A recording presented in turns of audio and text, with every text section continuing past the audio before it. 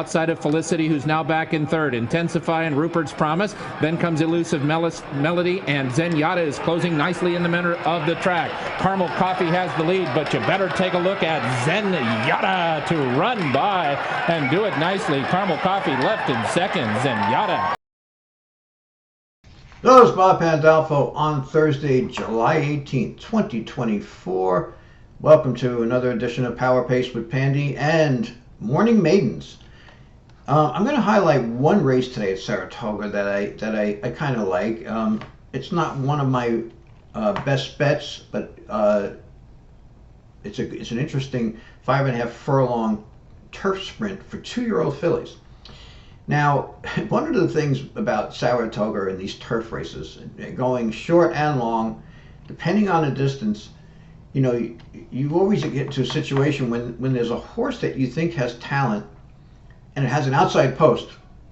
You know, the turf courses at Saratoga are tighter than they are, say, at Belmont, which of course Belmont is never gonna, we're never gonna see the races at Belmont again because it'll be a whole new track configuration when they reopen in 2026. I think they're scheduled to open. But Saratoga, I can remember years where I was like, well, I'm not going to play this horse because he has an outside post, and the outside posters would be kind of in a slump for a while, and then all of a sudden they'd get hot. And there were meets where outside post did fine. One of the things that helps is that there's so many great riders here, and they really, some of these riders really know how to negotiate the outside post and these tighter turns at Saratoga. So here's the configuration here, okay? And the problem is that in a 5.5 furlong sprint, of course, it's a half furlong closer to the turn. So the outside post could be difficult, and you've got, horses making their first or second lifetime start. But I did pick a horse from post 10. It's 2-year-old filly. Now, first of all, she's trained by Christopher Clement. He's about as good with first-time starters as anybody in the business, except for maybe Wesley Ward.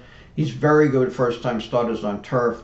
He's very good, really, with first-time starters going long even on turf, which is unusual. This filly is really nicely bred to win first time out. The dam, this Irish dam, Salama, produced a really good stakes winner. So this filly is a sister to Imarte Anna, and Imarte Anna was a Group 1 winner in Europe, who won her first start over a big field there, and then came back here for the Breeders' Cup Sprint and finished second, and earned a really good speed figure. And of course, she also has a top sire. You can see here, No Name Never is $125,000 fee. So this is a well-bred horse that sold for a good amount of money, $195,000. You get Irad Ortiz up, and again, going back to the riders, it's tough. Post 10 is tough, going 5.5 furlongs on turf for a first-time starter.